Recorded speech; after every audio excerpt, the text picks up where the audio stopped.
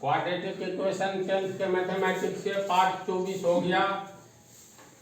तो ये दो क्वेश्चन, इसमें खास करके ये क्वेश्चन कंपटीशन टाइप का है। क्वेश्चन नंबर 6, एक आयताकार खेत का विकर्ण उसकी छोटी भुजा से 60 मीटर अधिक लंबा है। यदि बड़ी भुजा छोटी भुजा से 30 मीटर अधिक है तो खेत की भुजाएं प्राप्त करें। एक आयताकार खेत है। आयत किसे कहते हैं? जिसका प्रत्येक कोण 90 डिग्री हो और आमने सामने की भुजा बराबर हो। ये सब तो कई बार तुम लोग पढ़े हो। मान लो एक आयत जैसा खेत को आयताकार खेत कहेंगे, त्रिभुज जैसा खेत को त्रिभुजाकार खेत कहेंगे, वर्ग जैसा खेत को वर्गाकार खेत कहेंगे। तो मान लो ABCD एक आयताकार खेत है। तो आयत के आमने सामने की भुजा बराबर होती है ना जी। तो बड़ी भुजा लंबाई, छोटी भुजा चौड़ाई। इसमें विकर्ण की चर्चा है। तो आयत का विकर्ण कैसे बनाओगे? आमने सामने के कोण को मिला दो। इसको इससे अगर हम मिला दिए तो DB आयत का विकर्ण होगा। अगर A को C से मिला दिए तो AC दूसरा विकर्ण कहलाएगा। इसको छांट दो तो ये समकोण त्रिभुज बना। क्योंकि आयत का प्रत्येक कोण 90 डिग्री होता है, तो ये 90 डिग्री है, ये भी 90, ये भी 90, प्रत्येक कोण 90। तो आयत हो गया ABCD, एक आयत हुआ जिसमें ये लंबाई हो गया और ये चौड़ाई हुआ। तो इस टाइप का खेत है आयताकार खेत। आयताकार खेत ही प्रायः सब जगह देखने को मिलता है। कहीं कहीं देखोगे त्रिभुजाकार खेत है जिसमें 3 आरी हो, सदैव संयोग देखने के लिए मिलता है, लेकिन मिलता है। तो एक आयताकार खेत का विकर्ण यानी ABCD एक आयताकार खेत है। इसका विकर्ण DB लो या A को C से मिला देंगे तो AC, कोई भी विकर्ण ले सकते हैं। तो ये लिए DB। तो आयताकार खेत का विकर्ण यानी DB उसकी छोटी भुजा से 60 मीटर अधिक लंबा है। पूर्ण विराम तक देखो। तो आयताकार खेत का ये विकर्ण जो है, इस आयताकार खेत के छोटी भुजा कौन है? AB बड़ी है, BA छोटी है ना। इस छोटी भुजा से यानी आयताकार खेत का विकर्ण छोटी भुजा से 60 मीटर लंबी है। छोटी भुजा अगर मान लो ये DA 6 मीटर है, ये 6 मीटर है, तो छोटी भुजा से ये विकर्ण 60 मीटर अधिक लंबा है। तो बोलो ये विकर्ण कितना होगा? इससे ये 60 मीटर अधिक है, तो 6 मीटर में 60 मीटर जोड़ेंगे ना जी, तो 66 होगा। तो 60 मीटर अधिक हुआ। मान लो ये 16 मीटर है, तो छोटी भुजा से 60 मीटर अधिक है, तो 16 में 60 जोड़ो, ये 76 मीटर है। मान लेते हैं ये x मीटर है, तो इसका मतलब ये कितना है?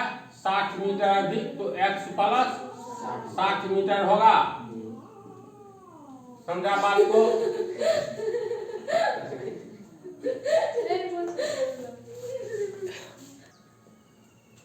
तो इसको समझ गया। आयताकार खेत का विकर्ण छोटी भुजा से 60 मीटर लंबी है। अगर छोटी भुजा x मीटर है तो विकर्ण x प्लस 60 मीटर होगा। फिर अगली बात है, यदि बड़ी भुजा छोटी भुजा से 30 मीटर अधिक है। यहाँ तक की बात देखो। यदि बड़ी भुजा, तो आयत में बड़ी भुजा तो AB है ना, AB है, BC है, आमने सामने की भुजा बड़ी होती है। तो यदि बड़ी भुजा यानी ये छोटी भुजा से 30 मीटर अधिक है, ये x मीटर है, तो इससे ये 30 मीटर अधिक है, तो x प्लस 30 मीटर ये है। तो ये हो गया x प्लस 30 मीटर। अब कह रहा है तो खेत की भुजाएं ज्ञात करें, यानी लंबाई चौड़ाई ज्ञात करें। तो इसमें देखो तो त्रिभुज DAB का एक कोण 90 डिग्री है। तो समकोण त्रिभुज हो गया। समकोण त्रिभुज में कर्ण स्क्वायर बराबर लंब स्क्वायर जो आधार स्क्वायर होता है। इसका मतलब समकोण त्रिभुज DAD में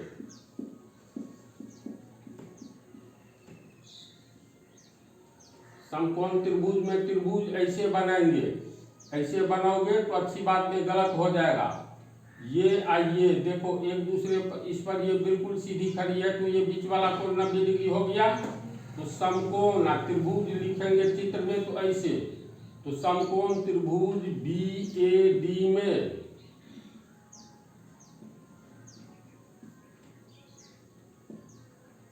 कर्ण स्क्वायर बराबर लंब स्क्वायर जोड़ आधार स्क्वायर। कर्ण हो गया DB, 90 डिग्री के सामने की वाली भुजा को कर्ण कहते हैं। तो DB स्क्वायर बराबर लंब स्क्वायर यानी BA स्क्वायर आधार स्क्वायर AB स्क्वायर होगा। तो DB कितना है x प्लस 60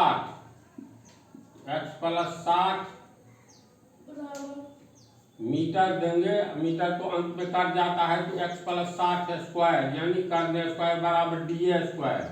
x है x square plus AB square, AB x plus 30 है, दो पद में है तो कोष्ट x प्लस 30 का स्क्वायर। अब ये इक्वेशन बन गया। a प्लस b का होल स्क्वायर के तर्ज पर इसको तोड़ेंगे तो क्या होता है a स्क्वायर यानी x स्क्वायर प्लस 2ab, तो 2a के जगह x, b के जगह 60 प्लस b स्क्वायर, b के जगह 60 तो 60 स्क्वायर बराबर से पहले का ये टूटा, आगे में है x स्क्वायर। ये a प्लस b के होल स्क्वायर के तर्ज पर है तो a square plus 2ab plus b square, तो a हो गया x, तो a स्क्वायर यानी x स्क्वायर 2a हो गया x, b हो गया 30, 2ab plus b square, b हुआ 30 तो 30 का स्क्वायर। x स्क्वायर प्लस 60 दूनी 120x प्लस 60 का स्क्वायर 60 दूनी 60 यानी 3600 बराबर x 2x स्क्वायर होगा प्लस 30 दूनी 60x, 30 गुने 30 900 होगा।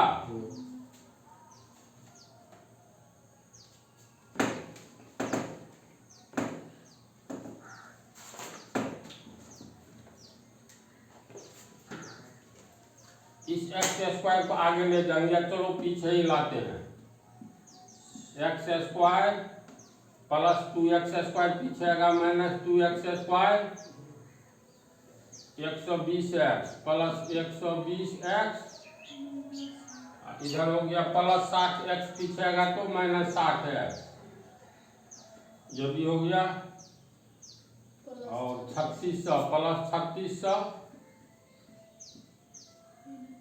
प्लस वाला आएगा पीछे 900, आगे में कुछ नहीं बचा, 0 बच गया। सही है।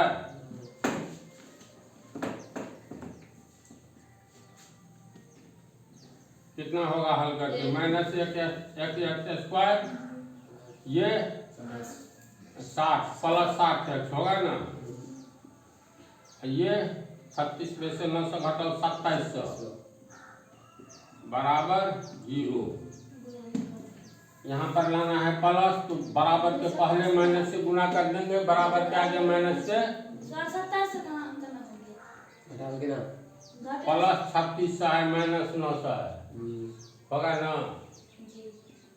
बराबर के पहले माइनस से गुना कर दो, माइनस 1 या सिर्फ माइनस से, बराबर के आगे भी तो माइनस माइनस प्लस, ये हो गया x स्क्वायर, माइनस से गुना करेंगे माइनस प्लस माइनस 60x, ये होगा माइनस 2700, 0 को माइनस से गुना करेंगे 0। बोलो अब किस विधि से तुम लोग बनाओगे? गुणनखंड विधि से तुरंत फुराएगा, जो बीच वाला को कैसे तोड़ेंगे फुराने वाली बात है, या पूर्व विधि से बनाओ या द्विघाती सूत्र से, 3 में से किसी भी विधि से बना सकते हैं। तो गुणनखंड विधि से भी फुरा जाएगा, x square minus 60x minus 2700 बराबर 0। माइनस 2700 एक्स स्क्वायर को गुना करेंगे तो कितना होगा? गुणनखंड विधि में शुरू वाला अंक वाला को गुना करते हैं माइनस 2700 एक्स स्क्वायर। अब देखो ये माइनस 60x को दो भाग में तोड़ना है तो 90 में से 30 घटाएंगे, माइनस 90x प्लस 30x, 9 या 27, 1 1 2 0। इसको हल करो, माइनस 60x हो गया, है ना आसान?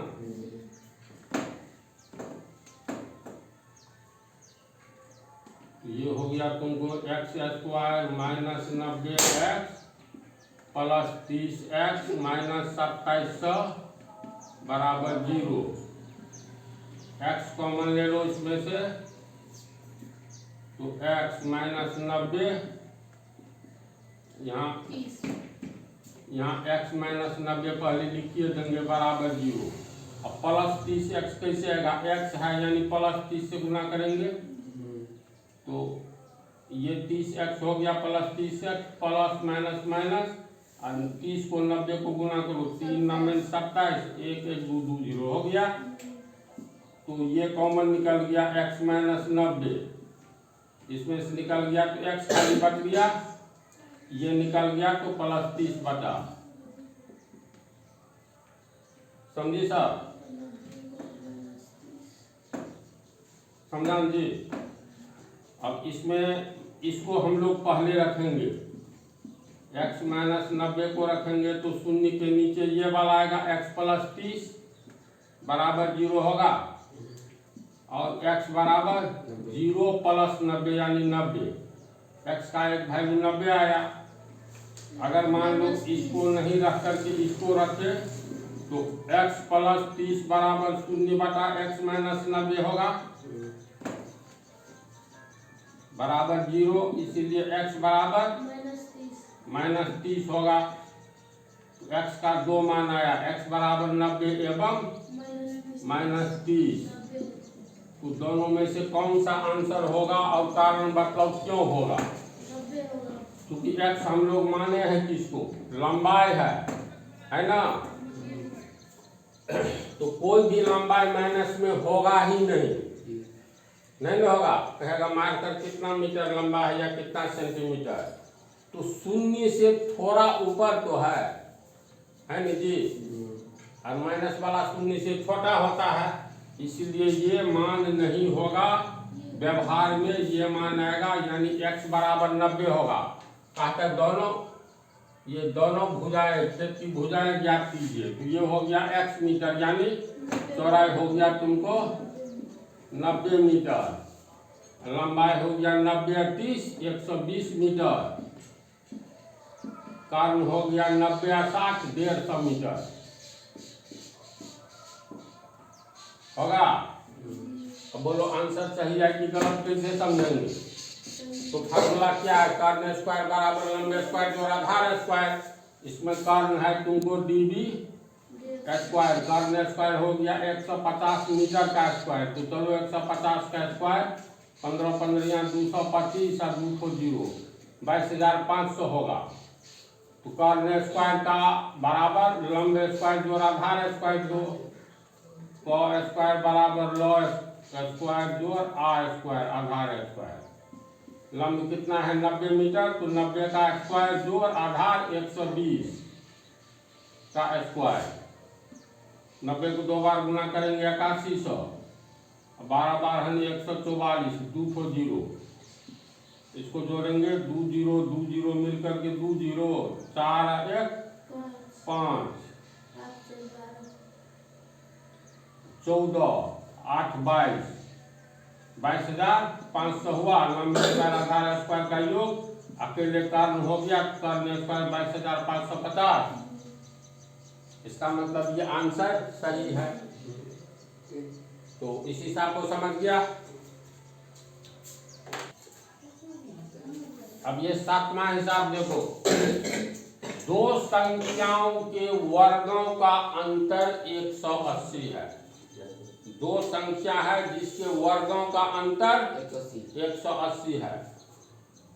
इस पंक्ति को रहने दो, ऐसे ही कहा जाए, कोई दो संख्या चुनो, मान लो एक 8 चुनते हैं, एक 5 चुनते हैं, तो 8 का वर्ग 8 का पावर 2, 5 छोटा है तो 5 का वर्ग 5 का पावर 2, तो 5 का वर्ग हो गया 5 का स्क्वायर, 8 का 8 स्क्वायर, तो ये हो गया 8 गुने 8 64, ये 5 गुने 5 25, तो दो संख्या है, 8 बड़ी है 5 छोटी है, तो बड़ी संख्या का वर्ग 64, छोटी संख्या का वर्ग 25, दोनों का अंतर कितना है? 64 में से 25 काटो 39 होगा।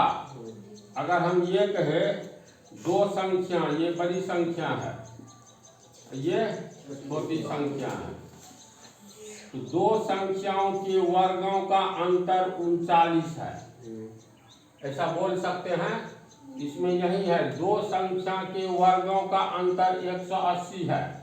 इसका अर्थ है एक बड़ी संख्या होगी, एक छोटी संख्या होगी, तो मान लेंगे बड़ी संख्या x है, माना कि बड़ी संख्या बराबर x तथा छोटी संख्या बराबर y, तो प्रश्न के अनुसार यहीं तक हम लोग देखे पूर्ण विराम तक, दो संख्याओं के वर्गों का अंतर 180, तो प्रश्न से ये हो गया बड़ी संख्या का वर्ग, यानी बड़ी संख्या का वर्ग, बड़ी संख्या का वर्ग माइनस छोटी संख्या का वर्ग, तो दोनों का अंतर कितना है? 180। तो बड़ी संख्या किसको माने हैं? x को, इसका वर्ग x स्क्वायर होगा, छोटी संख्या y तो y स्क्वायर, यानी x square minus y square बराबर 180। इसीलिए x स्क्वायर बराबर माइनस y स्क्वायर आगे जाएगा तो प्लस y स्क्वायर, ये प्लस 180 है, यानी y स्क्वायर प्लस 180 होगा। इसीलिए x बराबर रूट y स्क्वायर प्लस 180, समीकरण 1। बोलो, समझा यहाँ तक?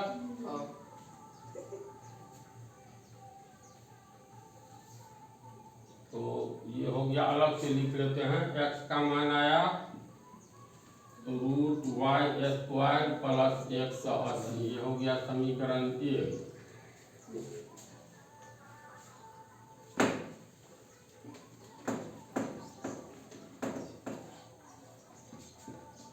इसके आगे है छोटी संख्या का वर्ग बड़ी संख्या का 8 गुना है। जो पंक्ति है उसी को लिखेंगे, यानी पुनः प्रश्न से छोटी संख्या का वर्ग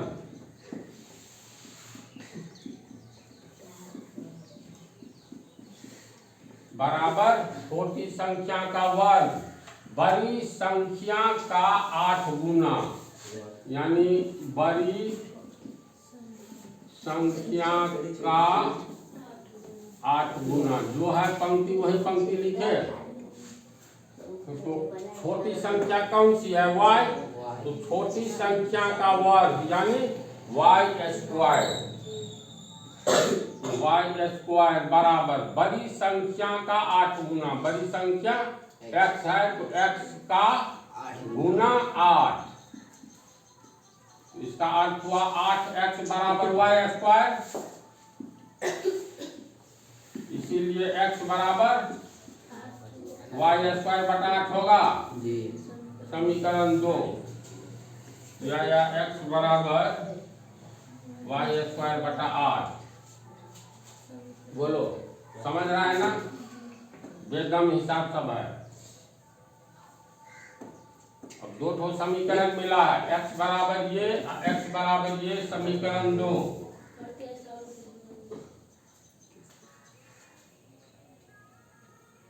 x का मान, चलो समीकरण 1 और 2 से ये दोनों बराबर हो जाएगा ना।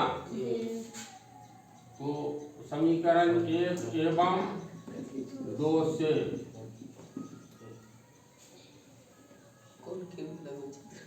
y स्क्वायर 180 बराबर y स्क्वायर बटा 8। अब बोलो, इसमें नहीं रूट को भगाना है तो क्या करेंगे?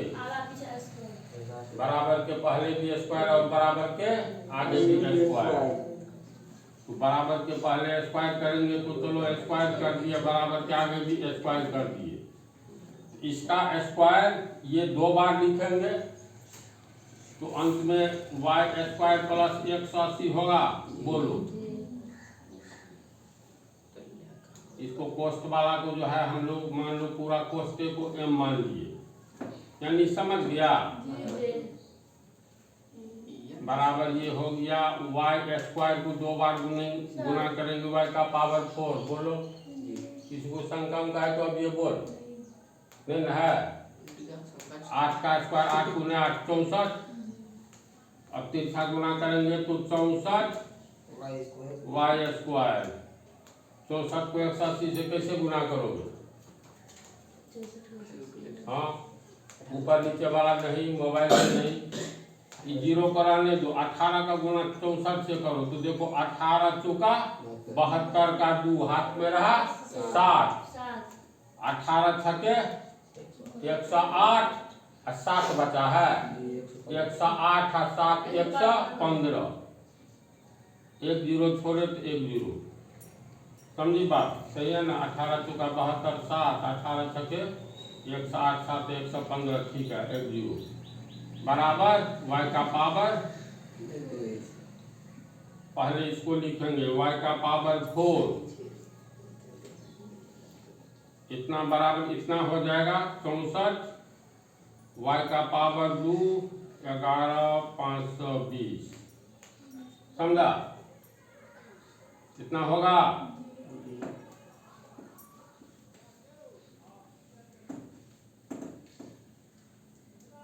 अब क्या करेंगे? इस सब को पीछे लो।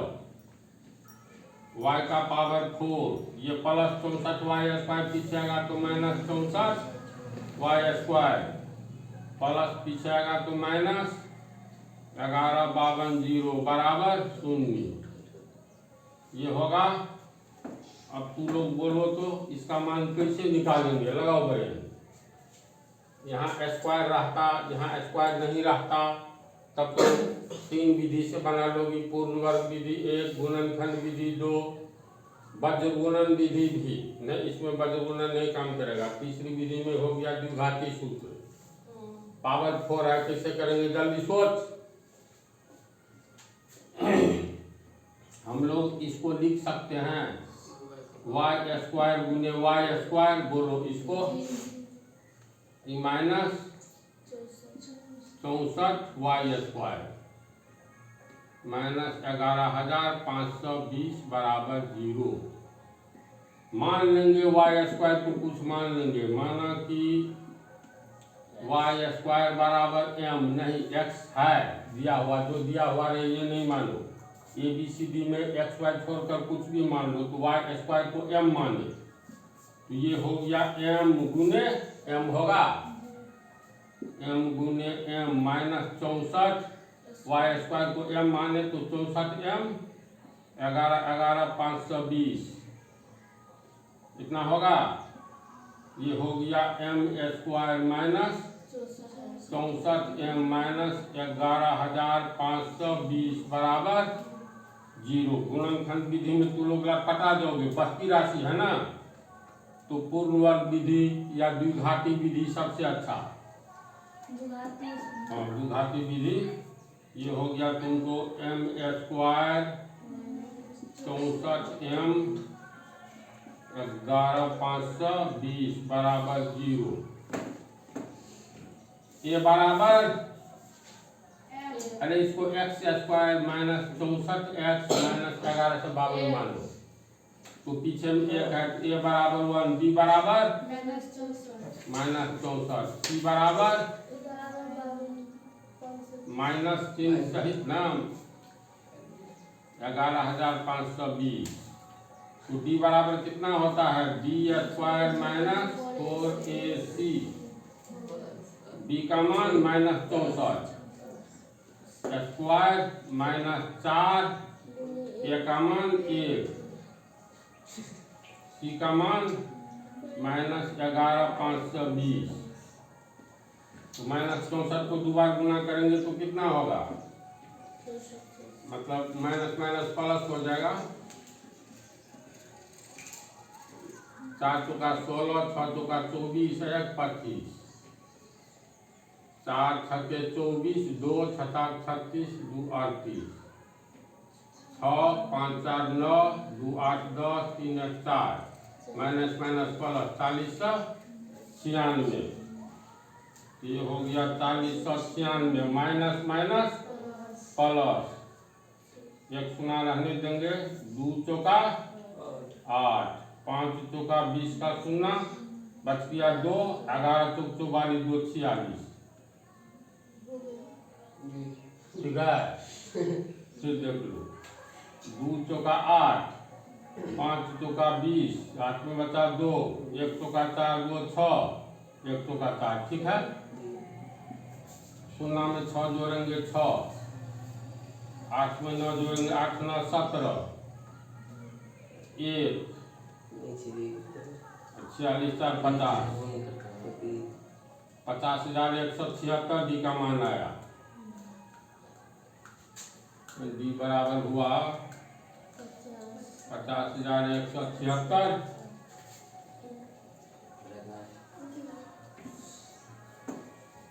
अब फार्मूला के अनुसार चलेंगे।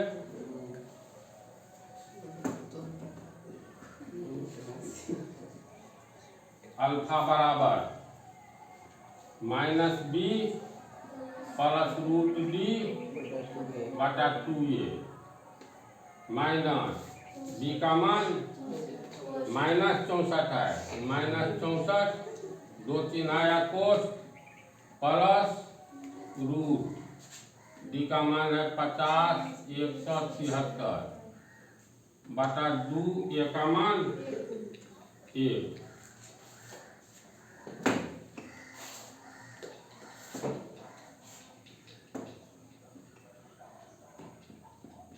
तो अल्फा बराबर हो गया माइनस माइनस प्लस प्लस 50,176 का वर्गमूल, ऐसे निकालेंगे। विकल्प तो दूसरा नहीं, मोबाइल तो नहीं जाने देगा। 2 दूनी 4 होगा जी, 1 बचा, 2 तो उतरा, बोलो 1 से भाग देंगे कि 2 से, 2 से देंगे 42 दूनी 84, 3 से नहीं लगेगा, 2 से, 2 दूनी 4, 4 दूनी 8, 11 में से 4 गया 7, 9 में से 8 गया 1, अब 76 उतरा। यहाँ पर 4 से अगर गुना करें तो 4 चौका 16, 4 चौका 16, 17, 4 चौका 16, 17, यानी 224 आया। समझा? वर्गमूल अपने से निकाल लोगे तो 224, इसका मान आया 224 बटा 2, 4 4 8, 2 6 8, 2 बटा 2, इसलिए अल्फा बराबर 144 होगा। अल्फा का मान आया 144। अल्फा है क्या वास्तव में, ये समीकरण जो है इसमें m का मान हो गया है ना। वास्तव में x स्क्वायर रहता तो x का मान, यानी अल्फा जो है m का मान हुआ। इसको समझा m का कैसे मान हुआ, तो m बराबर 144। अब m किसको माने हैं, तो देखो m माने हैं y स्क्वायर को, इसका अर्थ हुआ y स्क्वायर बराबर 144, इसलिए y बराबर 144।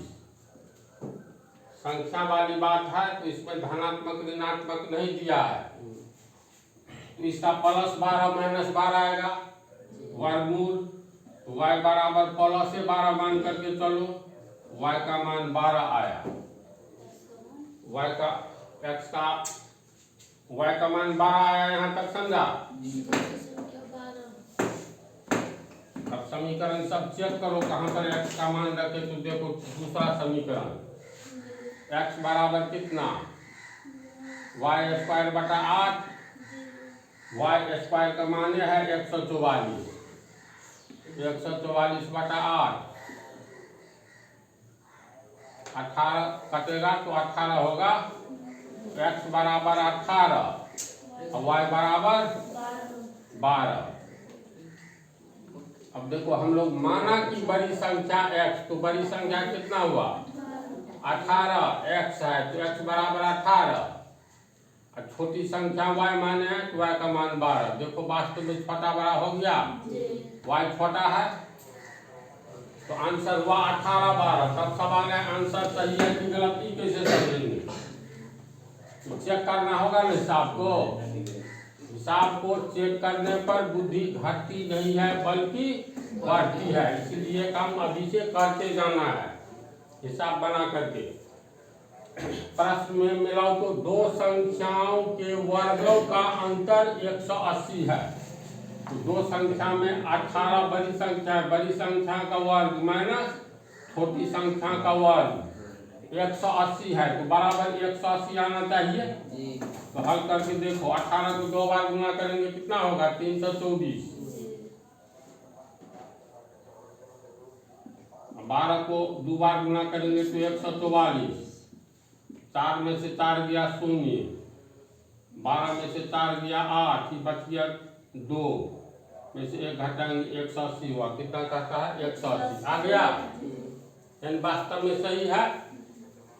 इसके बाद कहता है छोटी संख्या का वर्ग, छोटी संख्या y है तो y का वर्ग बड़ी संख्या का 8 गुना है, बड़ी संख्या है तुमको x, यानी बड़ी संख्या का 8 गुना, तो बड़ी संख्या x का 8 गुना यानी 8x, तो y का मान कितना 12, तो 12² का मतलब ये हुआ, तो 12² का मतलब 144, 8x, 8 गुने x का मान 18, इसको भी गुना करोगे तो 144, यानी 144 बराबर 144 हो गया। इसका मतलब आंसर सही है। तो दोनों सबको अच्छी तरह समझ गया, ठीक है। अब अगले पार्ट में